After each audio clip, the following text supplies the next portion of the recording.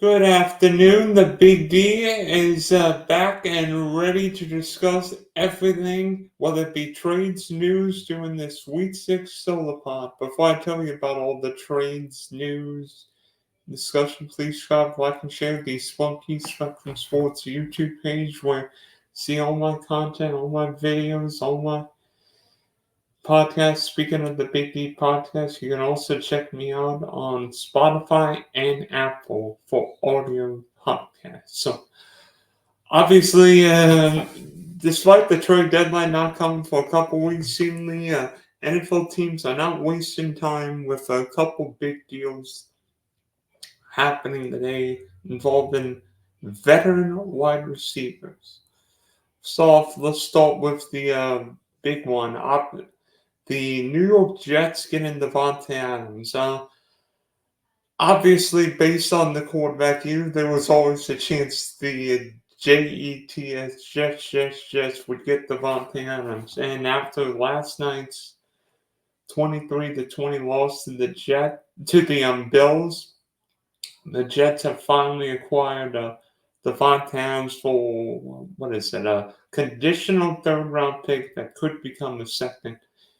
And honestly, I don't like this trade one bit because to me, why have the Jets thrown pieces down the tubes for an aging roster? I mean, are the New York Jets becoming the New York Packers because Aaron Rodgers is getting all his old friends? I mean, the Daniel Hackett, Alan Lazard, Randall Cobb, even though he's retired now, Dalvin Cook, and now Davante Adams. What next? What next? Are they going to get AJ Dillon or David Bakhtiari? But honestly, I don't like the move because even though I think Davante Adams has got plenty of gas left in the tank, but I feel like New York is a disappointing roster. I feel like this team should be better. You would think with Aaron Rodgers, the Jets would be better, but Aaron Rodgers has not been good this year.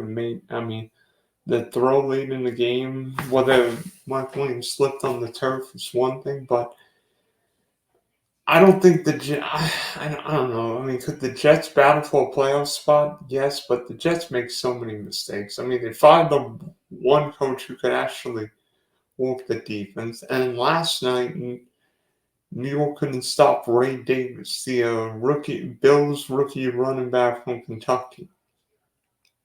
And yes, I think there's a chance the Jets could get on a run. They've got some winnable games, Pittsburgh, New England, Arizona. I mean, Houston at home against Houston won't be easy, but Arizona, Miami twice, the Jags. I think they have Indianapolis. So Jets have the capability of winning games. I mean, could they go 9-8? Perhaps. I mean, the AFC doesn't look that great this year outside of Kansas City, Baltimore, Houston, and Buffalo. Could the Jets sneak in as one of the last wildcard spots? Perhaps. But the defense last night was not good against the run, and there were way too many penalties on both sides, but just dumb penalties. And then kicking game. I mean, I know the wind was swirling and MetLife Stadium, but you can't miss those kicks. Not in this game. And with the Jets, I feel like they're all teams that you can never trust in big circumstances. The Jaguars are one, the Browns, the Jets, the Raiders, you can never trust them. And I feel like New York just digging a deeper and deeper hole. And Sal's gone, new OC. I mean, I did like the Jets getting Brees Hall involved, but Brees Hall's got to be the focal point in the offense. Wilson finally getting involved, but who knows what's going to happen now? Because Rodgers will try and get Davante Adams involved. I did like the Hail Mary is a little luck down with Lazard, but Rodgers will try and get Davante Adams involved. Does this mean Garrett Wilson's going to become Wally Pick? Who knows about Brees Hall, Lazard? is Mike Williams on the trade block? I mean, could he end up with one of these wide receiver needy teams? Kansas City, anyone? And for the Raiders, I think this is the start of a teardown. I mean, Davante Adams is first. Is Max Crosby next? Because they're all teams that need pass rushers. The Lions just lost Aiden Hutchinson for most, if not all, the season with his broken leg. So, I mean, even though it'd be a whole trade, um, I think the Raiders would consider it. And to describe the Davante Adams era in Vegas, it's disappointing. I mean, he chose money and himself over staying in Green Bay. And the biggest mistake Davante Adams ever made was leaving Green Bay. Now, partly because he thought I could join forces with Derek Carr. Instead, he ended up playing with what? Jimmy Garoppolo, Gardner Minshew, and Aiden O'Connor. So that didn't work. Instead of staying in Green Bay, where Jordan Love looks like the next great Packer quarterback, he ended up with a couple bums. And now, maybe not the 40-year-old virgin, but the 40-year-old old fart. So we'll see how the Jets do. I mean, the Jets are it's a great thing the NFL put the Jets on primetime so many times because we all watch soap operas, so the Jets are like the Real Housewives of the NFL. The perfect people are just going to watch the Jets and figure out if the Jets beat the other team or themselves. So Sunday night could be interesting with what happens there, and I'll mention the Steelers quarterback in a minute. The second bit of news from the AFC East, the Buffalo Bills have added Amari Cooper from the Cleveland Browns. Tom Pelissero reports said Browns received a 2025 third and a 2026 seventh for Amari Cooper, while the Bills got Amari Cooper and a 2025 sixth-round pick.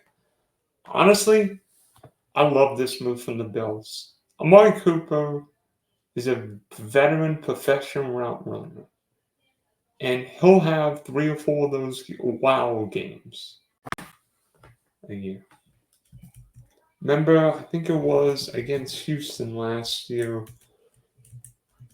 where Amari Cooper just went bananas. But with Deshaun Watson, Amari Cooper's not been great. Now, part of it's Amari Cooper, but a lot of it's Deshaun Watson's not good and forgotten how to play quarterback. I mean, you look at Cooper this year, he's not been great. Other than week 3 against the Giants, where he caught 7 passes for 86 yards and 2 scores. I mean, he's only gotten, other than that, it's been 2, 3, 4, 4, 4. I mean, he's caught less than half of his 53 targets for 250 yards and 2 touchdowns. And honestly, I feel bad for Amari Cooper. I mean, it's a guy who's been around the NFL a long time, knows how to play the position, and he's played with substandard quarterbacks in Cleveland. Now, he gets the best quarterback of his career. Josh Allen's not turning the ball over. The Bills are a functional offense. They need a number 1 receiver. Amari Cooper's a number 1 receiver. Now, Buffalo's offense has got Cooper, Keelan Coleman, Khalil Shakir, Dalton Kincaid, Dawson Knox, James Cook, Ray Davis. That looks capable. That looks like a team that can make a Super Bowl run. And what I like about the Bills, maybe it was reacting to what the Jets did, but Buffalo's got to take advantage of Josh Allen's prime. We all saw Josh Allen last night. The play on third down was stupendous. Some of those throws, the one that Dawson Knox was The end zone was brilliant. Brilliant. I feel like if you're Buffalo, you can't waste Josh Allen. So it's a move that makes sense. And for the Bills, this is win or go home, win or bust. Bills didn't. I mean, who knows if Amari Cooper ends up staying in Buffalo long term? I think he's a free agent at the end of the year. So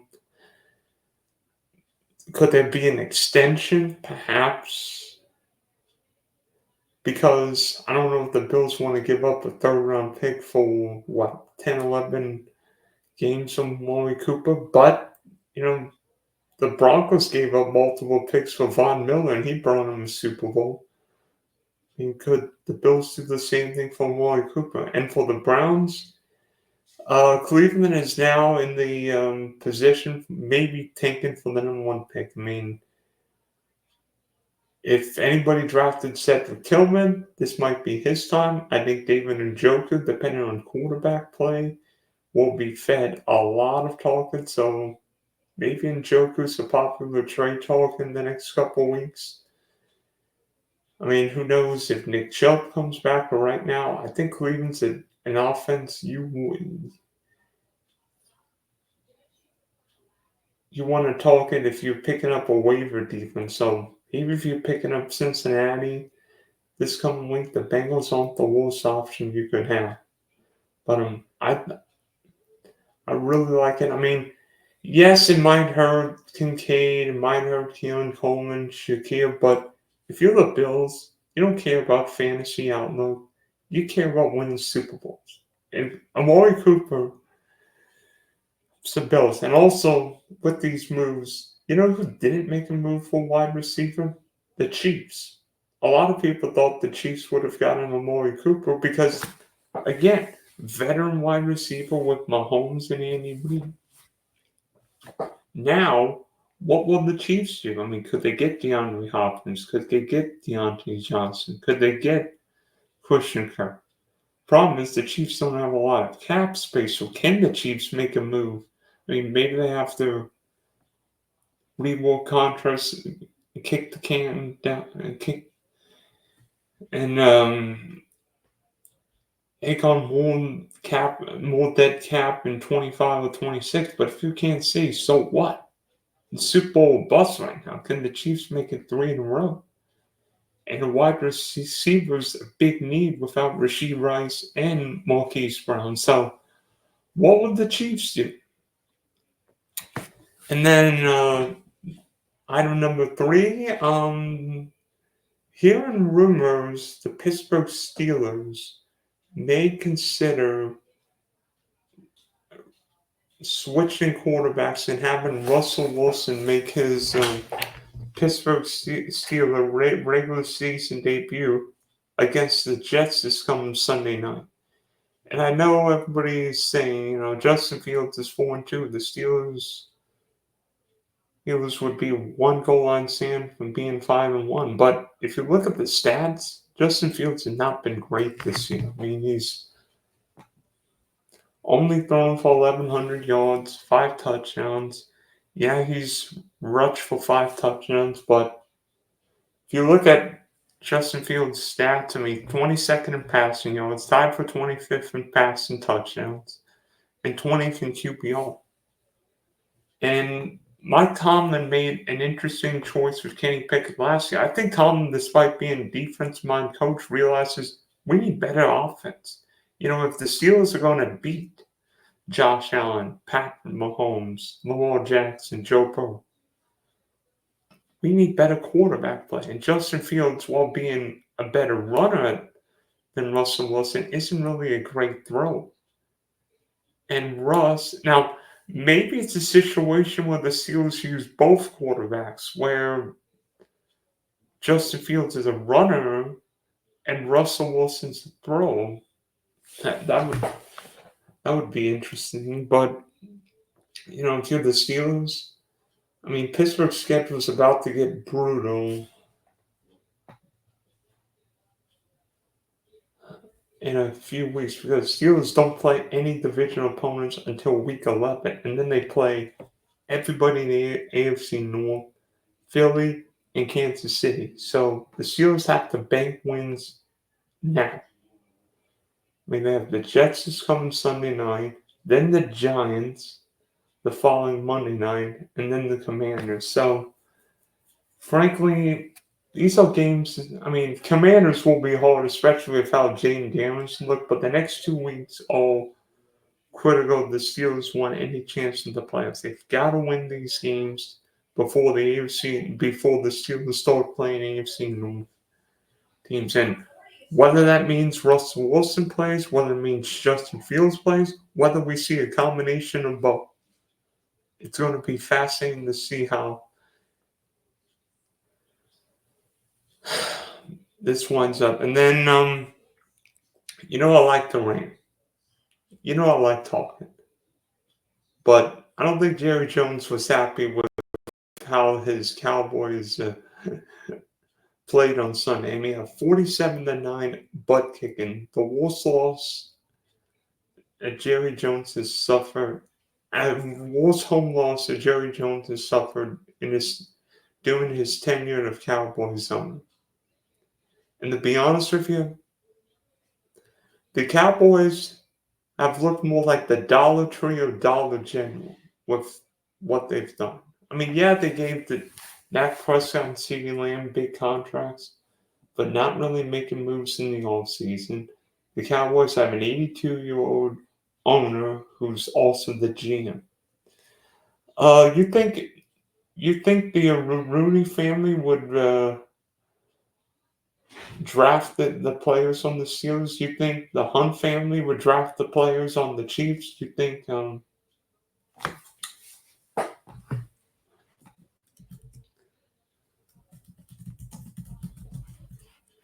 the Pagulas would draft the players on the Bills? You think